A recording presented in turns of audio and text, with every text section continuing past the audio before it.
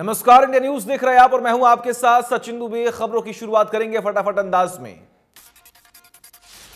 PM Narendra Modi विश्व आर्थिक मंच के ऑनलाइन आयोजित होने जा रहे 5 दिवसीय दावोस एजेंडा शिखर सम्मेलन में शामिल होंगे। समारोह के पहले दिन आज पीएम मोदी विश्व के हालात विषय पर विशेष संबोधन देंगे। प्रधानमंत्री का विशेष संबोधन सोमवार शाम करीब 8:30 पर होगा। दावोस एजेंडा शिखर सम्मेलन का आयोजन लगातार दूसरे साल वर्चुअल तौर पर हो रहा है। यह कार्यक्रम 17 जनवरी से शुरू होकर 21 जनवरी तक वर्चुअल तौर पर किया जा रहा है। कोरोना के बढ़ते मामलों की वजह से रैली और तमाम कार्यक्रमों पर रोक लगी है। इसी बीच पीएम मोदी 18 जनवरी को अपने वाराणसी के कार्यकर्ताओं और बीजेपी के पदाधिकारी से वर्चुअली संवाद करेंगे।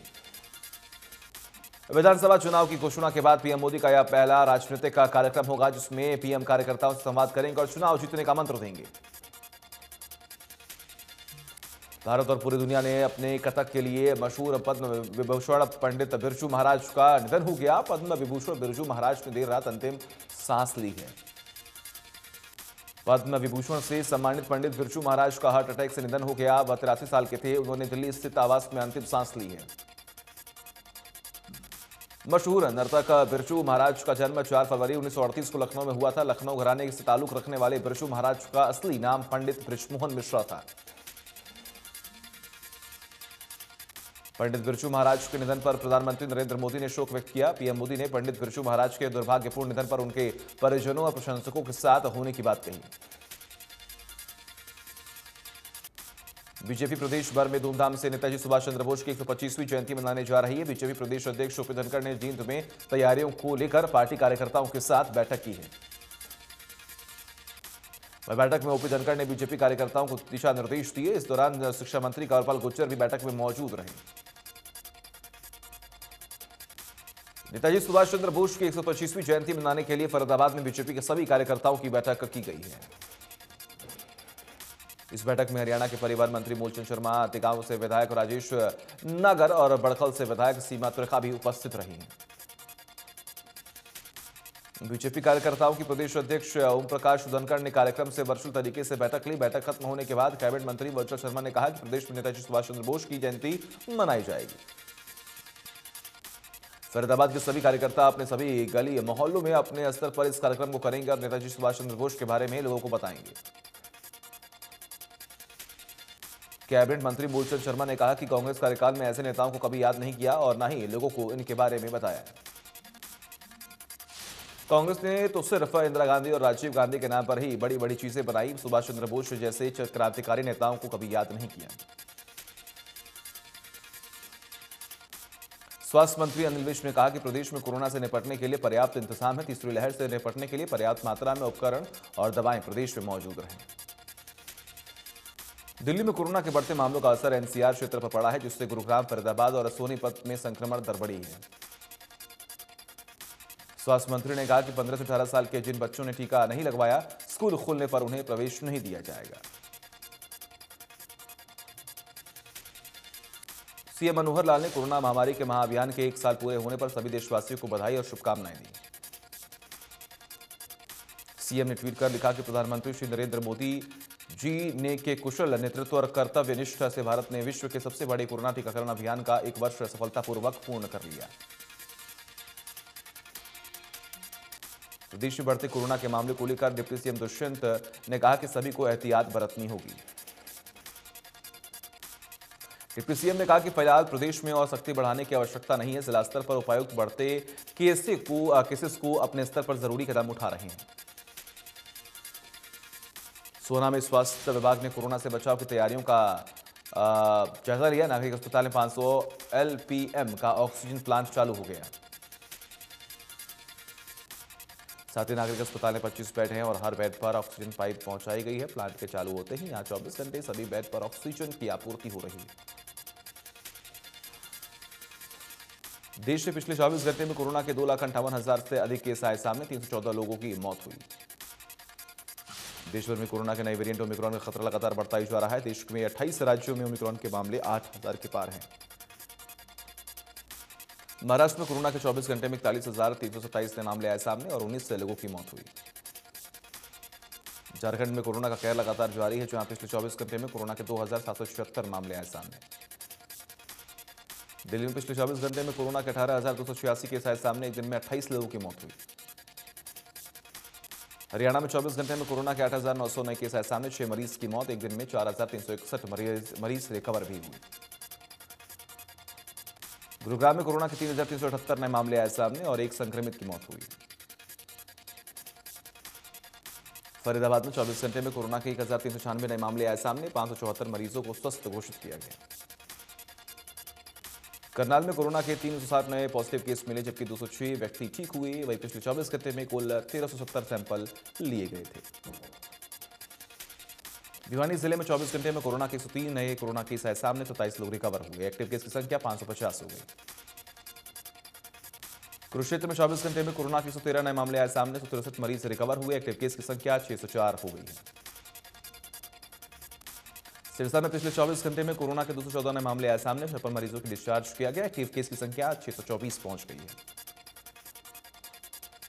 कैथल में पिछले 24 घंटे में कोरोना के 95 नए मामले आए सामने। 141 मरीज रिकवर हुए। एक्टिव केस की संख्या 479 पहुंच गई। सोनीपत में पिछले 24 घंटे में कोरोना के 414 नए मामले आए सामने। 182 मरीज रिकवर हुए।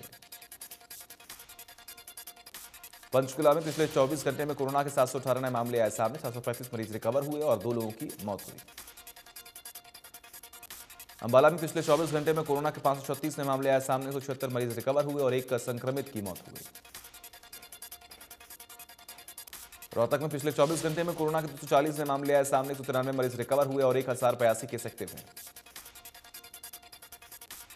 यमुनानगर में पिछले 24 घंटे में कोरोना के 196 नए मामले आए सामने। 53 मरीज रिकवर हुए और 790 केस एक्टिव हैं। जींद में पिछले 24 घंटे में कोरोना के 121 नए मामले आए सामने। 31 मरीज रिकवर हुए और एक संक्रमित की मौत हो गई। झज्जर में पिछले 24 घंटे में कोरोना के 180 नए मामले आए सामने। 39 मरीज रिकवर हुए और 682 एक्टिव केस है। रेवाड़ी में पिछले 24 घंटे में कोरोना के 152 केस आए सामने। 76 मरीज रिकवर हुए और 462 एक्टिव केस है।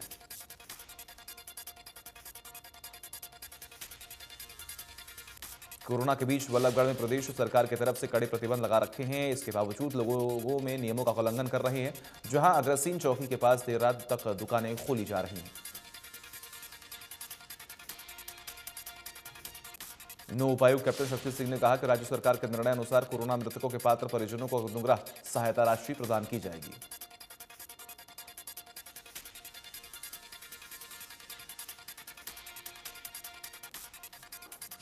शक्ति सिंह ने कहा है कि पात्र परिवार अनुग्रह सहायता राशि प्राप्त करने के लिए पोर्टल पर आवेदन कर सकते हैं। 30 दिन में सभी आवेदन दावों का निपटारा किया जाएगा।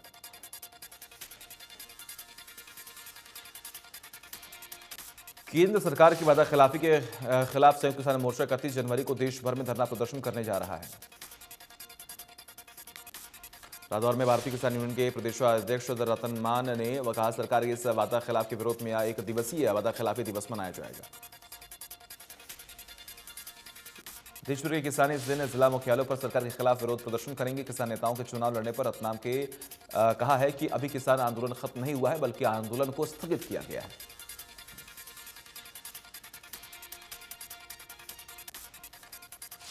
मंडी डबवाली में आसपास के इलाकों में पिछले दिनों से रुक रुक कर हो रही बरसात किसानों के लिए फायदेमंद साबित हुई है।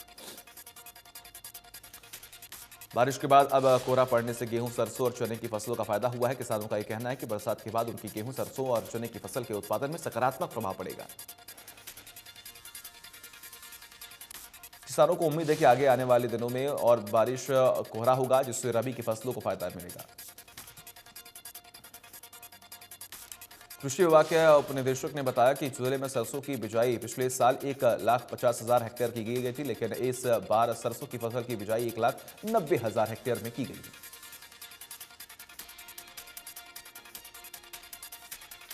गोइलाचुका में घुमंत जनजाति प्रकोष्ठ हरियाणा के राज्य स्तरीय बैठक प्रकोष्ठ के प्रदेशाध्यक्ष और बीजेपी के पूर्व विधायक कुलवंत बाजीगर की अध्यक्षता में संपन्न हुई।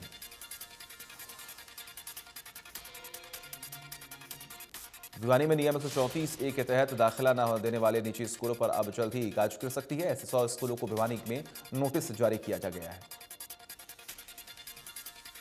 सरकार ने 134A के तहत दाखिला देने के लिए बच्चों के एग्जाम लिए थे। परीक्षा के बाद उन्हें स्कूल अलॉट किए गए थे। वही स्कूल अलॉट किए जाने के बावजूद भी बच्चों को निजी स्कूलों में दाखिला नहीं दिया।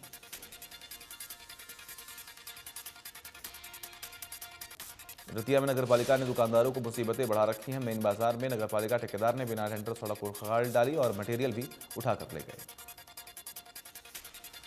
2 महीने तक दुकानदार नगरपालिका के चक्कर काटते रहे मगर कोई सुनवाई नहीं हुई। बरसात के समय में बाजार में 1 फुट पानी जमा हो गया तो दुकानदारों ने अपने स्तर पर चंदा इकट्ठा कर बाजार में पत्थर डलवाए।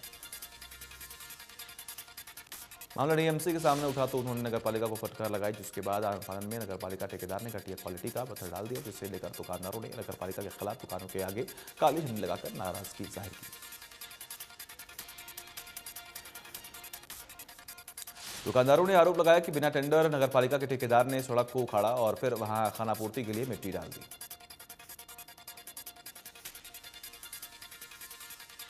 मेरी फसल मेरा ब्यौरा योजना के तहत सोनीपत में कृषि विभाग ने फसल पंजीकरण के लिए 200 सक्षम युवाओं को मैदान पर उतार दिया है ताकि ज्यादा से ज्यादा किसानों का रजिस्ट्रेशन हो सके।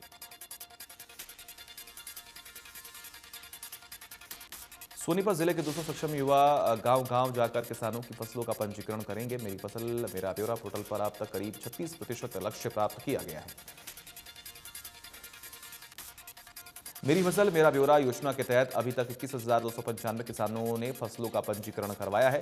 पंजीकरण के मामले में खरखौदा ब्लॉक सबसे आगे है। वहीं प्रदेश सरकार ने मेरी फसल मेरा ब्यौरा के तहत 31 जनवरी तक फसलों के रजिस्ट्रेशन की तारीख बढ़ा दी है। किसानों को किसी तरह की परेशानी ना हो, इसके लिए कृषि विभाग सहित 5 विभागों के टीमें गांव में पहुंचकर किसानों की फसलों का पंजीकरण कर रहे हैं।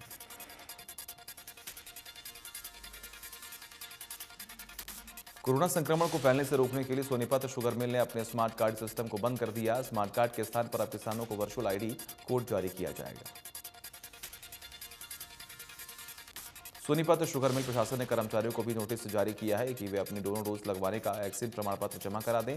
ऐसा न करने वाले कर्मचारियों की हाजिरी मिल में नहीं लगेगी।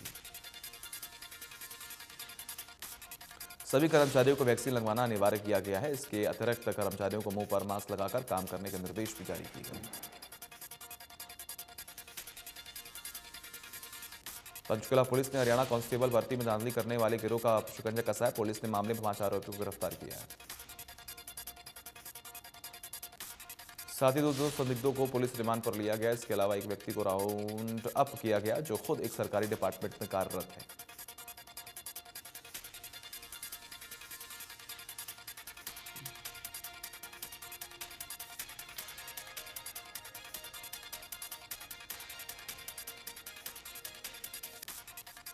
फतेहाबाद के हंस मार्केट में स्थित ट्रेडिंग कंपनी में 1,60,000 की नकदी चोरी हो गई है। पुलिस ने दुकान के मालिक विनोद कुमार की शिकायत पर केस दर्ज किया है।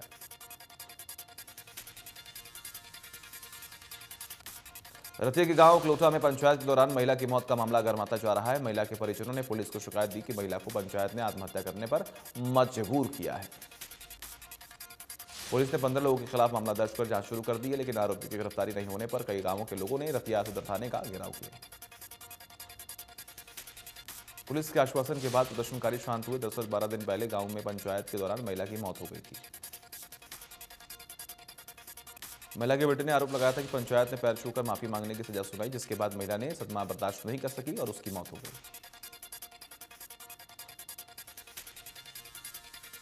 बल्लभगढ़ के गांव में एक शादी समारोह के दौरान एक युवक को गोली मार दी गई, जिसकी वजह से पुरानी रंजिश बताई जा रही है। सूचना मिलते ही पुलिस मौके पर पहुंची और शव को अपने कब्जे में लेकर पोस्टमार्टम के लिए अस्पताल भेजाया। फिलहाल पुलिस मामले की तफ्तीश में जुटी हुई है।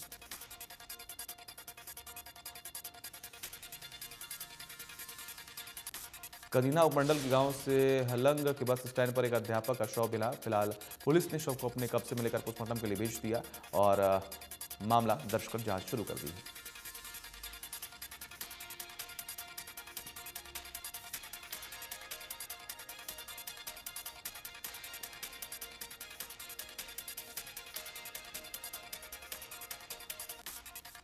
फरीदाबाद के सुलूरपुर इलाके में स्थित क्वालिटी फुटवियर कंपनी में शॉर्ट सर्किट के चलते भीषण आग लग गई। सूचना मिलते ही दमकल कर्मी मौके पर पहुंचे और आग पर काबू पाया। वहीं आग बुझाने में दमकल कर्मियों की 70 से 80 गाड़ियों की मदद से आग पर काबू पाया गया। हालांकि बिल्डिंग में रखा सारा सामान जलकर खाक हो गया।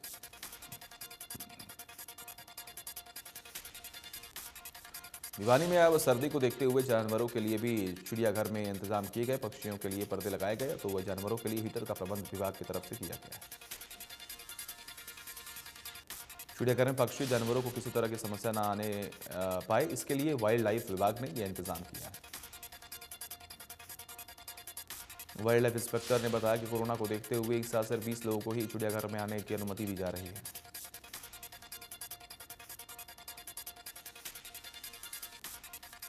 हिमाचल प्रदेश में 17 से 20 जनवरी तक बारिश और बर्फबारी के आसार हैं। हालांकि मैदानी इलाकों में मौसम शुष्क रहेगा। खराब मौसम को देखते हुए लाहौल, किन्नौर और चंबा के बर्फीले इलाकों में लोगों को एहतियात बरतने की हिदायत दी गई है। हिमाचल प्रदेश के ऊंचाई वाले क्षेत्रों में भले ही राजमार्गों को यातायात के लिए बहाल कर दिया गया है, लेकिन सचिवन संपर्क मार्ग अभी भी वाहनों की आवाजाही के लिए बंद है।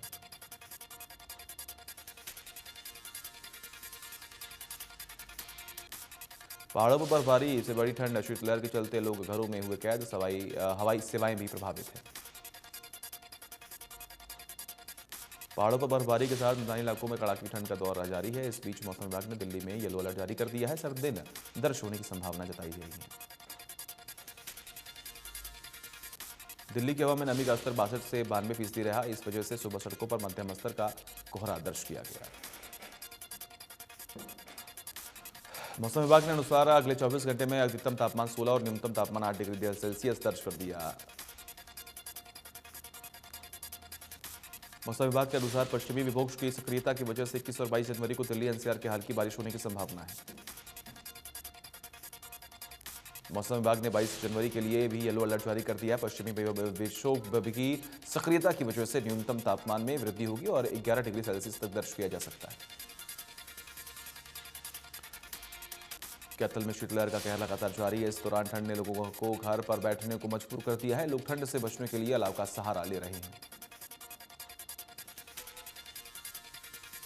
यमुनानगर में न्यूनतम तापमान 5 डिग्री रहा। ज्यादातर लोग ठंड की वजह से घर से बाहर ही निकल रहे हैं और जो बाहर हैं वो अलाव का सहारा ले रहे हैं।